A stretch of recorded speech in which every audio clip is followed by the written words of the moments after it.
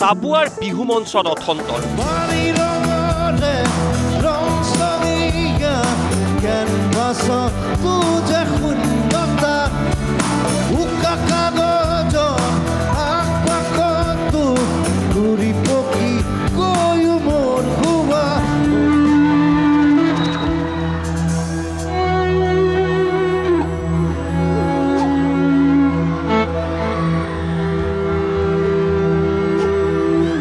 মঞ্চতে জুবিনক সাবতি ধৰি নিলম্বিত মহিলা গৃহৰক্ষী জোৱান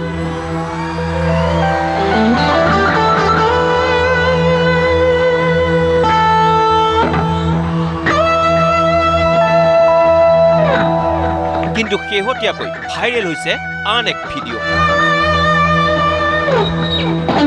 প্ৰকৃততে কি হৈছিল চাবুৱাৰ বিহু মঞ্চত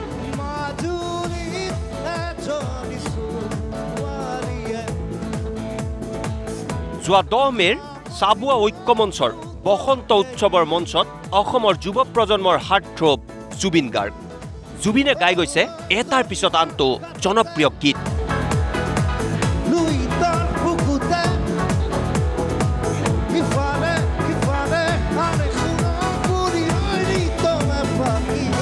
কিন্তু তেনেতেই মঞ্চলৈ উঠি আহিল জুবিন অনুৰাগী এইগৰাকী অসম আৰক্ষীৰ গৃহৰক্ষী জোৱান মিলিপ্ৰভা চুতীয়া জনপ্ৰিয় কণ্ঠশিল্পীগৰাকীক কাষতে পাই আবেগিক হৈ পৰা গৃহৰক্ষী জোৱানগৰাকীয়ে এইদৰে জুবিন গাৰ্গক সাবতি ধৰিলে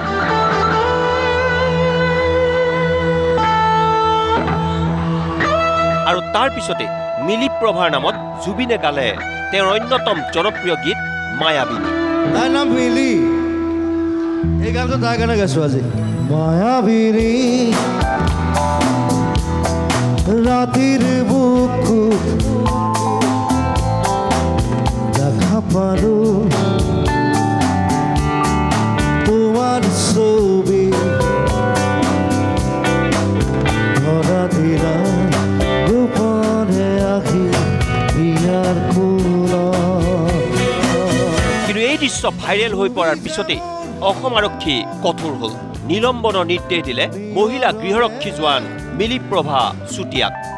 কৰ্তব্যৰত অৱস্থাত এগৰাকী গৃহৰক্ষী জোৱানৰ এই আচৰণত ক্ষুণ্ণ হৈ পৰিল অসম আৰক্ষীৰ শীৰ্ষ মহল কিন্তু তেনে সময়তে নিউজ লাইভৰ হাতত পৰিছে আন এক ভিডিঅ' এই ভিডিঅ'ত স্পষ্টকৈ দেখা গৈছে কৰ্তব্যৰত অৱস্থাত থকা গৃহৰক্ষী জোৱানগৰাকীক জুবিন গাৰ্গেহে মাতিছিল মঞ্চলৈ চাওক এই দৃশ্য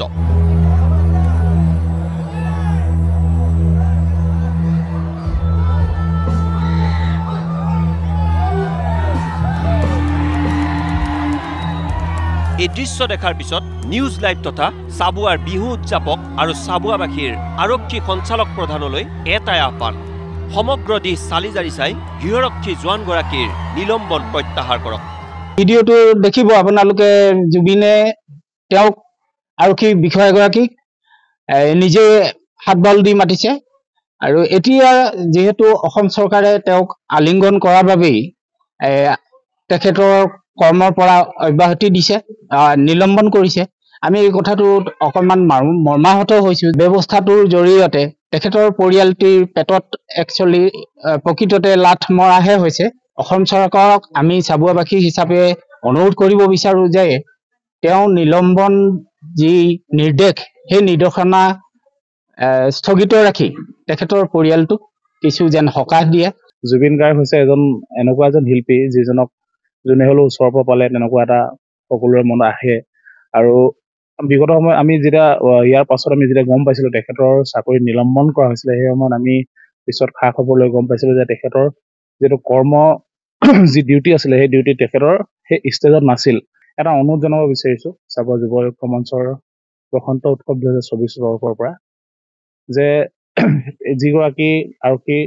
গৃহৰক্ষী বিভাগৰ যিগৰাকী মিলি তেখেতক বা পৰাপক্ষত পাৰিলে তেওঁলোকৰ চাকৰিটো এবাৰ ঘূৰাই দিব বুলি আমি আৰক্ষী বিভাগক অনুৰোধ জনাইছো চাবুৱাৰ পৰা প্ৰাঞ্জল গগৈ নিউজ লাইভ